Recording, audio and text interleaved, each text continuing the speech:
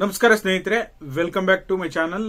ಸಾಕಷ್ಟು ಜನ ವೆಯ್ಟ್ ಮಾಡ್ತಾ ಇದ್ದೀರಾ. ಗೃಹಲಕ್ಷ್ಮಿ 22ನೇ ಕಂತು ಗಣೇಶ ಚತುರ್ಥಿಯ ದಿನ ಹಣ ಬಿಡುಗಡೆ ಆಗುತ್ತೆ ಅಂತ ನೀವು ಹೇಳಿದ್ರಿ. ಹಣ ಬಿಡುಗಡೆ ಆಗಿದೆಯಾ ಇಲ್ವಾ ಅಂತ ಹೇಳಿ ಸಾಕಷ್ಟು ಜನ ಪ್ರಶ್ನೆಗಳನ್ನ ನಿರಂತರವಾಗಿ ಕಮೆಂಟ್ ಮಾಡುವ ಮೂಲಕ ಕೇಳ್ತಾ ಇದ್ದೀರಾ. ನಿಜವಾಗ್ಲೂ ಒಂದಿಷ್ಟು ಜನರಿಗಾದ್ರೂ ಹಣ ಬಿಡುಗಡೆ ಆಗಿದೆಯಾ ಇಲ್ವಾ ಅನ್ನೋದ್ರ ಬಗ್ಗೆ ಮತ್ತೆ ಕಮ್ಯುನಿಟಿ ಪೋಸ್ಟ್ ಕೂಡ ಹಾಕಿದ್ದೇನೆ. ಕಮ್ಯುನಿಟಿ ಪೋಸ್ಟ್ ಅಲ್ಲಿ ಎಷ್ಟು ಜನ ವೋಟ್ ಬಂದಿದೆ ಅಂತ ಹಾಕಿದ್ದಾರೆ, ಅದ್ರ ಬಗ್ಗೆನೂ ಸಹ ಡೀಟೇಲ್ ಇನ್ಫಾರ್ಮೇಶನ್ ತಿಳಿಸ್ಕೊಡ್ತೀನಿ. ದಯವಿಟ್ಟು ಪೂರ್ತಿ ವಿಡಿಯೋನ ನೋಡಿ. ಹೊಸದಾಗಿ ಚಾನಲ್ ನೋಡ್ತೀರಾ ಸಬ್ಸ್ಕ್ರೈಬ್ ಮಾಡ್ಕೊಳ್ಳಿ. ಹಾಗೆ ಎಲ್ಲರೂ ವಿಡಿಯೋಕ್ಕೆ ಒಂದು ಲೈಕ್ ಕೊಡುವ ಮೂಲಕ ಸಪೋರ್ಟ್ ಮಾಡಿ. ಮೊದಲನೇದಾಗಿ ಇದುವರೆಗೂ ಸಹ ಗೃಹಲಕ್ಷ್ಮಿ 22ನೇ ಕಂತಿನ ಹಣ ಬಿಡುಗಡೆ ಆಗಿಲ್ಲ ಸ್ನೇಹಿತರೆ. ಓಕೆನಾ? ಇವತ್ತು ಗಣೇಶ ಚತುರ್ಥಿ ಹಣ ಬಿಡುಗಡೆ ಆಗುತ್ತೆ ಅಂತ ನೀವು ಹೇಳಿದ್ರಿ ಅಂತ ನೀವು ಹೇಳ್ಬೋದು. ಖಂಡಿತವಾಗ್ಲೂ ಇದು ನಾವು ಮಾತ್ರ ಹೇಳಿರೋದಲ್ಲ, ಸರ್ಕಾರದ ಕಡೆಯಿಂದನೇ ಸ್ವತಃ ಸಚಿವೆ ಲಕ್ಷ್ಮೀ ಹೆಬ್ಬಾಳ್ಕರ್ ಮೇಡಮ್ ಹೇಳಿದ್ರು.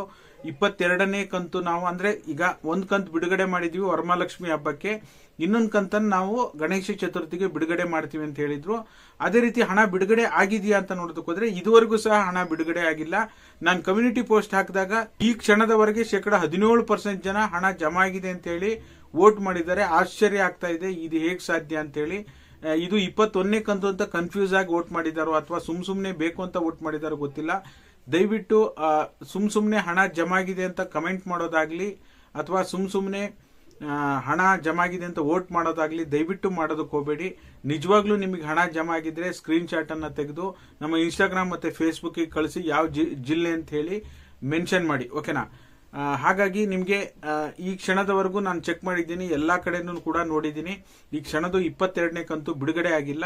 ಇನ್ನೂ ಒಂದ್ ಸ್ವಲ್ಪ ದಿನ ವೆಯ್ಟ್ ಮಾಡೋಣ. ಒಂದು 3-4 ದಿನ, ಮ್ಯಾಕ್ಸಿಮಮ್ ಒಂದು ವಾರದೊಳಗಡೆ ಅಂತೂ 22ನೇ ಕಂತು ಬಿಡುಗಡೆ ಆಗತ್ತೆ. ಓಕೆನಾ? ಯಾರೆಲ್ಲ ಕಾಯ್ತಾ ಇದ್ದೀರಾ, ಇದು ಈ ಕ್ಷಣದ ಅಪ್ಡೇಟ್ ತಿಳಿಸುವಂತೆ ಕೆಲಸ ಮಾಡಿದ್ದೀನಿ. ಮತ್ತೊಮ್ಮೆ ಎಲ್ರಿಗೂ ಸಹ ಗಣೇಶ ಚತುರ್ಥಿಯ ಶುಭಾಶಯಗಳು.